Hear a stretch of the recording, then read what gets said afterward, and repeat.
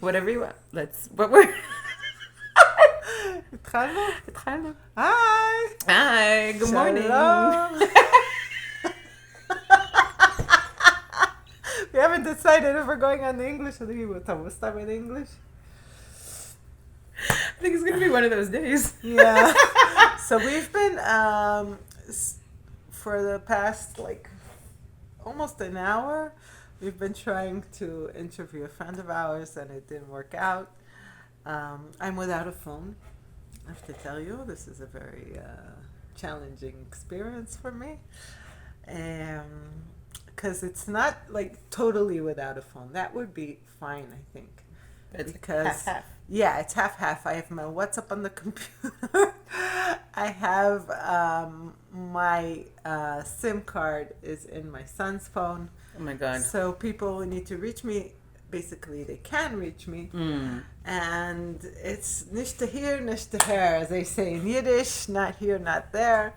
And it's very, very challenging for me. I got Facebook won't let me in now. We couldn't use the Zoom. Everything is not working. You're used to technology already. Right. Maybe that's the whole inyan of getting the Torah. We're now a few days before the Torah, and their whole way of being and doing and thinking and acting had to change. You had to. God said, all of a sudden now you're going to be getting the Torah. When Israel received the Torah. Yeah. You had to change your whole way of thinking, your whole way of acting, your whole way of doing, your whole way of, how you do and how you act for future generations. This was not okay, that's it. You're getting the Torah and you're the same person that you were before. So maybe God is trying to elevate you to a higher status to show you that this is, the plan. But it has been one of those mornings. I do have to say. Yeah. And there's a midrash that says that Hashem looked at the Torah and created the world. Right. Meaning that the blueprint of the world is the Torah. So eventually, sometimes it seems like it's so disconnected from us, what Hashem tells us to do. And it's makes no sense sometimes. Right. But if you realize that really this is the blueprint of all life, one rabbi said, I'm going to give them there's a mitzvah of tefillin in the Torah, so I'm going to create a hand so they can wrap the tefillin around the hand, Wow. It's thinking about it in a whole different way. It's we were made to fit in with this blueprint. I'm really into blueprints now. That's interesting. Because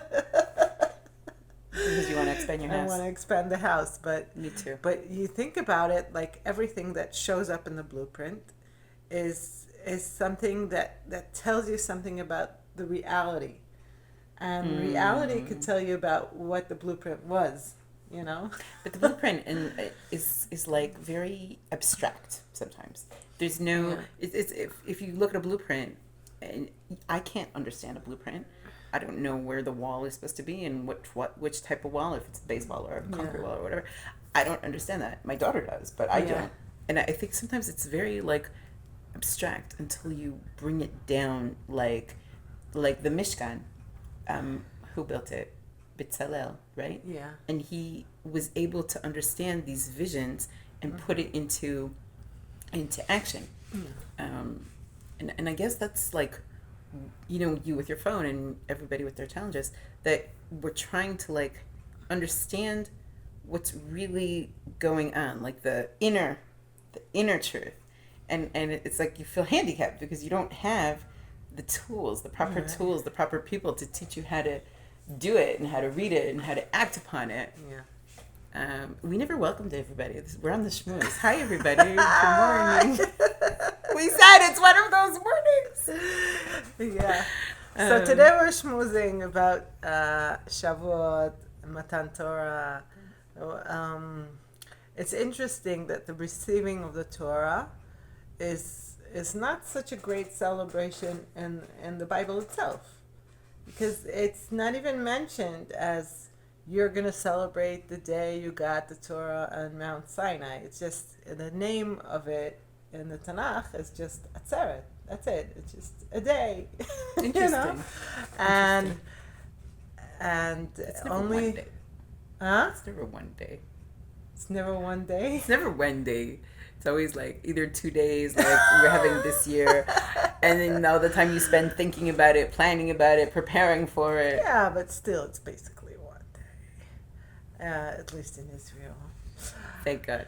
And I think that this is in itself, it's a message that Torah should be celebrated every day. Ooh. You know, so we have this holiday, and it sort of became the day of the Torah giving, but truly we get the Torah every day.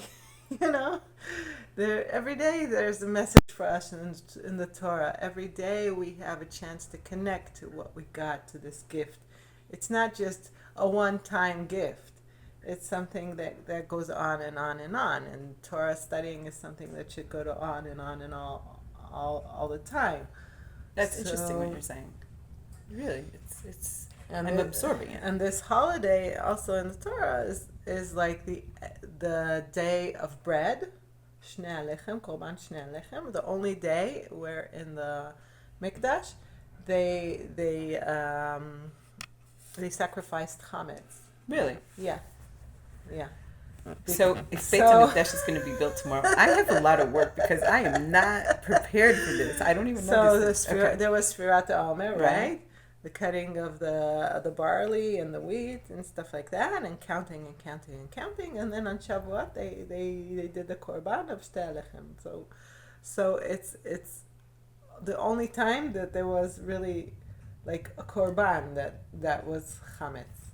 Interesting. And I don't know the significance of it, Okay. but I think also it's a holiday that has to do with harvest, and a holiday that has to do with, so it's like taking the mundane stuff and elevating them. I like that. And it also says, I think it's in Pirkei Avot, Im en kemach en Torah. Right. Right? If there's no flour, there's no Torah. That means that you need to have like a basic life. You can't just live in ideal city. Right. You know, it's important that you win your bread. you deal with these like very down to earth issues. Mm-hmm. And on top of that, you bring the level of Torah. You can't like separate Torah from life. Right. And I think that's Have really your feet important. on the ground, Yeah, and your yeah. head in the clouds. I actually heard a great sentence, like a play on that. You want to light up the world, but you can't light up the world if you can't pay your electrical bill. It's like, if you don't have bread, you don't have Torah. If you don't have Torah, you don't have bread. Right. And it's the same sort of concept. Like, you have to take care of your basic needs. Yeah. Not first, but together with. You have, like, the spiritual, the physical, the emotional. And I think it's a great time that we're living in now, because now people are very focused.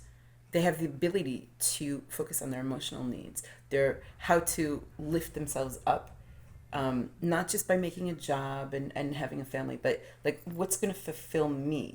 Right. You know, there's never been an age and an era where we have so much Torah learning, where Torah is so accessible to everybody.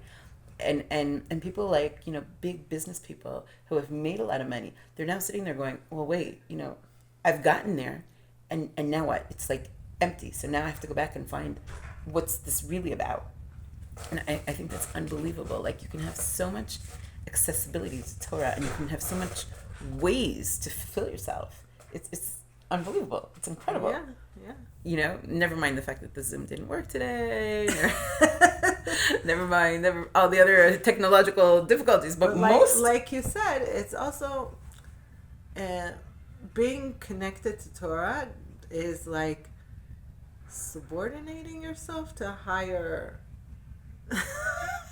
existence. I like that it's there, and you say, okay, I tried whatever I could, and now it's not mine anymore. Right. There's somebody in charge of everything. Right. And for me, this realization, sometimes I feel it more and sometimes less. But every time, like, I remember that God is in charge and not me, it's such a relief. It's like, oh, sorry, this is not my job.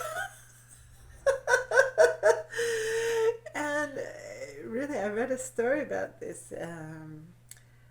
This guy who went like abroad to get money for his yeshiva or something, and he met someone who wasn't at all even Jewish. Okay. And the guy told him, you trust God? He said, of course. Why do you trust God? Because he's in charge of everything. And so the guy asked him, so he's the one in charge of your parnasa, right? About your breadwinning, whatever you're bringing home. He said, yeah, so what are you doing here? You could sit where you came from, and God will give you what you need. You don't have to go to a different country to raise money. Okay. And the guy really took it to heart. He didn't answer him back. He just took it to heart and said, okay, it's so true, because the reason why I didn't receive everything that I needed is I didn't believe that God could give me it in this way. Right. The more we strengthen our belief, I think it's even more than belief. It's like knowledge. When you know that God is the one that gives you everything. It's a muscle. Yeah. It's a muscle, and you have to strengthen it and work on it every day. And it's not like you get to the top of the mountain and you're like, okay, I'm done. It's like you get to the top of the mountain and you realize that there's more mountains to climb, and there's more things and more obstacles and more challenges and more things that might be uncovered to you. Like the whole thing with the Zoom this morning. But I don't think that you can just sit there, with your feet up and say, okay, God, take care of me. Right, of course. You have to do some kind of thing, istadlut, like a little bit of... Action? Yeah, a mini effort. It's off a topic, but I'm wondering, like, when do you say, okay, that's it, we're done? And when do you keep going? Like, we could have kept going with the Zoom, and we could have fought it, and we probably would have gotten it in the end. But, like, I'm questioning, I'm asking myself, maybe you have an answer. Like, when do you sit there and say, okay, I'm fighting this till the end, and I'm not giving in? And when do you just say, okay? Because you can sit there and say, God wants me to fight until the end. But you listen also. You get clues. Like what? Our guest didn't really want to do it today, and she told us. So that's a clue. It's a big clue. Big clue.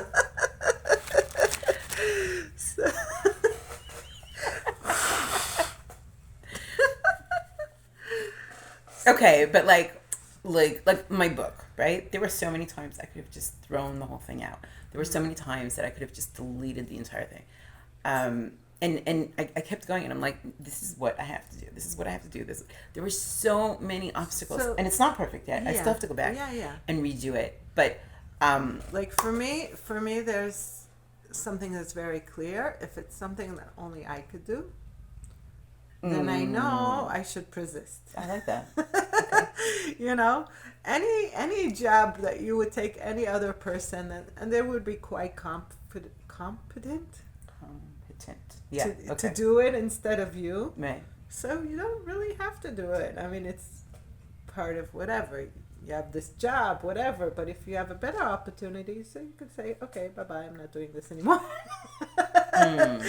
But like writing a book, who's going to write your book instead of you? Nobody. Who can give my message instead of me? Nobody. Who can paint my paintings? Nobody, just me. That's it. So I know this is stuff I should be doing because it's only me. Okay, that's good. I like that. I like that. That's very okay, and then things that are not you, things that you can't, like things that somebody else can do. So it depends how much I feel like connected to it, how much I feel like I really want to do it. You know. So you're constantly questioning that, like you're constantly on that balance. You're not just going automatically like, okay, no, no, no, da, da, da, da, like the. You're constantly like in that dialogue of self-awareness, and is this really good for me? Is this really the thing that I want to do? Yeah. Also, you have to be really aware of yourself and see also the minun. How do you say? Amount. Yeah, like let's say like I'm a really good therapist, but how many people can I take care of during one day before I feel like it's so overwhelming to me and I can't deal with it, you Right. know? So that's also something to to be considered. You know, it's Like not just what you do. That. It's not just what you do. It's also the how. How? Okay. And That's very wise. I'm going to take that into consideration. Yeah, I learned that the hard way.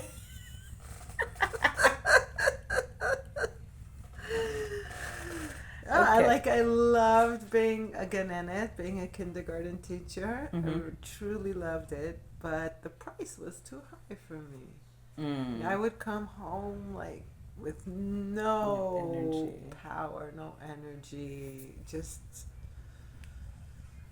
I would go to sleep for 2 hours, and I would like fall dead on the bed. You're saying that's not worth it for you. And it wasn't worth it for me. Yeah, I enjoyed it so much, but also, yeah. I get it. Okay. So that's very clarifying, very illuminating. So now we get to the topic. What are you making for Shavuot? I have a list somewhere. It's so funny because it's such a holiday where we think, oh yeah, we're gonna go crazy with all the milk foods, and it's not really a holiday where you eat. Like, if you think about it, it's not really like a eating holiday. So you have like the evening, which is nice. So we like to cook on the Chag. Yeah. So like we'll make some pasta and a nice halloumi salad. Nice. And I hope to make some kind of a lasagna that's not flour based. So it will be gluten free and like nice, healthy. And but in the morning, what we like to do is we do it a lot of the holidays. Okay. I call it hotel breakfast. Ooh. So we get like some really fancy cornflakes and milk, and we do salads, we do cheese. Anybody wants an omelet? Oh, nice. Gets an omelet, you know. So it's very like an easygoing thing, and of course the cheesecake should be around for this Chag. Totally. But at least since everybody wakes up like different hours right. and stuff like that, so they have this nice hotel breakfast. Yeah. Nice. And I think this time I'm gonna add knafe. You know how to make it? Yeah, it's very easy. Okay, I'm coming too. It's very easy. And then later on, you know, like towards the afternoon, we'll do something like with meat for the men part of the family. My friend gave me an idea, and I think I like this idea. And this can go with your hotel breakfast. She was saying you do a cheese board. Yeah. You buy like all different types of cheeses, and then you put it on a fancy platter with fruits, and you arrange it really nicely, and it looks really nice. And it's so simple and so brilliant. Yeah. Like I think part of this whole holiday is like the presentation. You know, like making things look nice and attractive. You know, like it wasn't just, we didn't just get the Torah on a mountain in the desert. It was decorated with flowers, and it was. So I think like a large part of this holiday, and it's also become like the farmers' holiday. You know, like with the dairy and the I think a large part of it is the actual presentation, like how things look. Oh, nice. It has it has to taste nice, but just also the presentation and the nice tablecloths and the napkin. It's like the sometimes I feel it's like shallow, you know? But like when you have a nice table and everything's presented nicely, it just looks so much better, and it's so much more like it's festive. Yeah.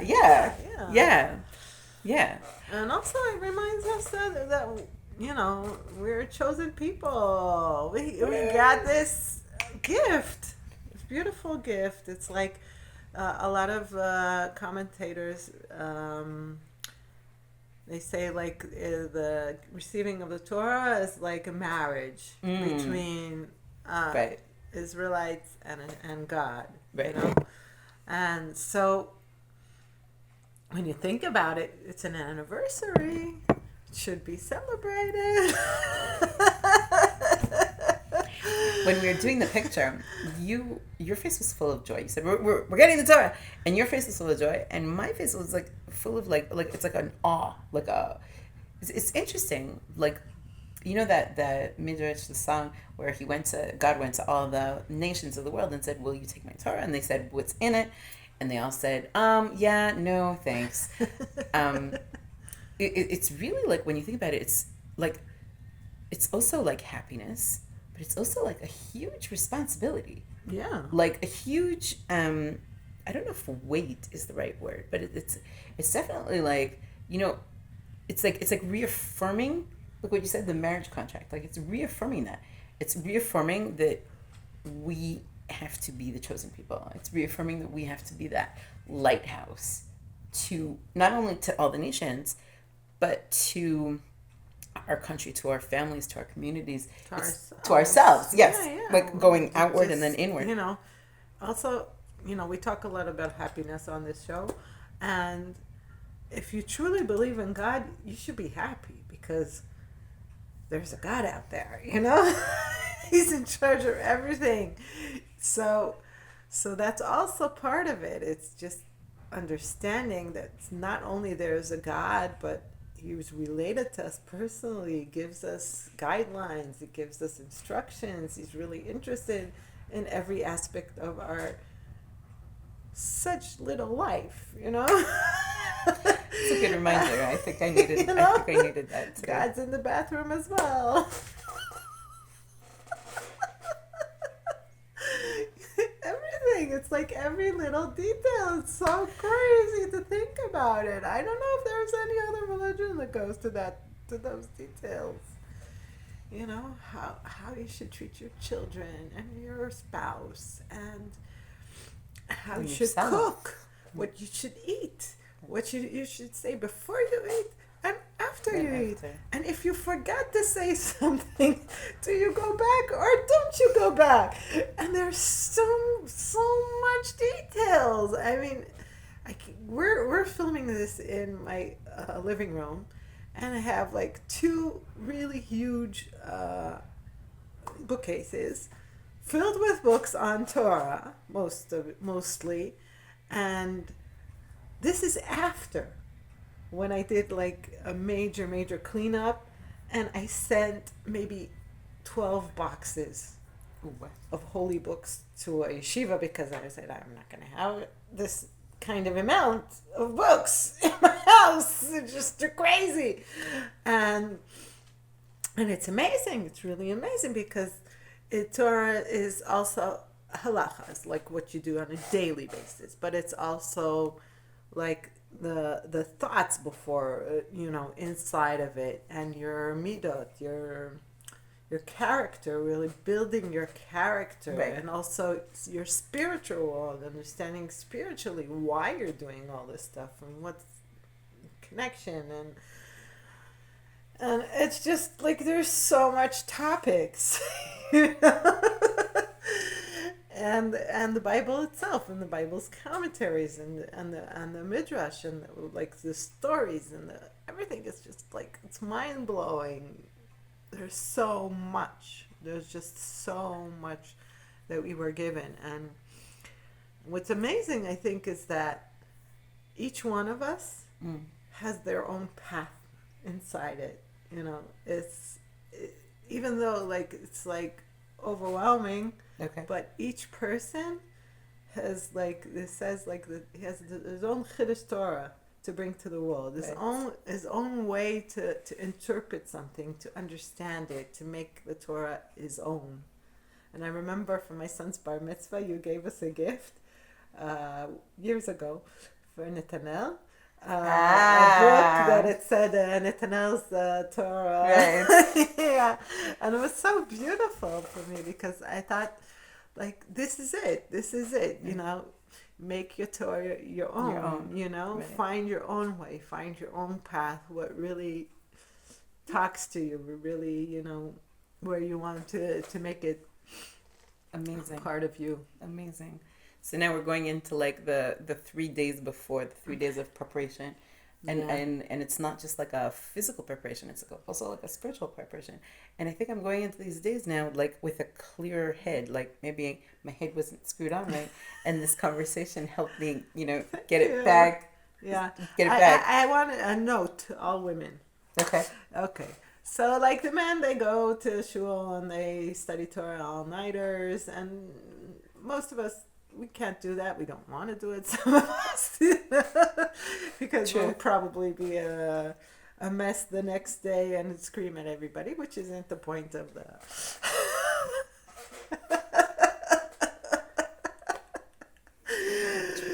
So, I was, on Sunday, I was in a preparation for this holiday. Okay.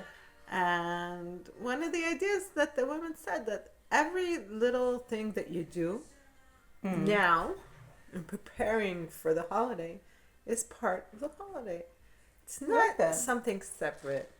It's like you gather, you heard some kind of a nice idea about the holiday. You listened to our podcast. Yeah. You studied something very small. You read something. You did something. That's part of the holiday. Beautiful. While you're in the holiday, it doesn't matter if you're at home and you have to nurse a baby, or you have to change someone's diaper, or you have to run after your kids and tell them to dry themselves after they're spritzed water all over the place. Because that's also one of the minhagim here in Israel, that they throw water at each other. They do water fights. I was like, why are you telling me about your children going to the bathroom? And I'm like, okay, now I understand. Yeah. They run in here all soaking wet, and that's part of the holiday. So even when you're in that, you say, oh, but I did like the preparation. I'm part of this. And then that way you don't feel left out. You don't feel like you got the wrong card dealt to you. I like that. That's a good idea. Because a lot of times, I feel that you're busy with the technical aspect, and the spiritual aspect sometimes gets lost in the in the flow. What am I going to make? Who am I going to have? And you just like lose that. Yeah. Last night I read some paragraphs by the Rav Kook. Okay. And he writes so beautifully on how much he loves the Torah, how uplifting it is for him. Wow. How connected he feels. I want to sing. I want to cry. I want to dance. Wow. It's like, it's so emotional for him. And just reading those words, it was so inspiring for me, to feel like you can feel that way about Torah, even if I don't feel that way right now. But you can. But you can. It's there. So find yourself something inspiring, even a little bit. It goes a long way. Like this podcast, for example. Yeah. And I think we're at the end. Yes, we are. So thank you so much again for joining us. And we wish everybody the ability to receive the Torah with happiness and joy. Yeah. And please, please, please, if you haven't done this yet, subscribe and let other people know about our podcast. Write a comment if you enjoyed this content. That really helps first of all, it helps us because we need to feel there's somebody on the other end of this video. And we hope that this will spread on and bring a lot of joy into the world. Also, if you're listening, you should know that this is commercial free. Yeah. Commercial free. Almost 30 minutes of wisdom with no interruptions, no distractions, and no commercials. So, Chag Sameach, everybody. Chag Sameach. And we will see you next week Yeah. on the Shmooze. Bye. Bye.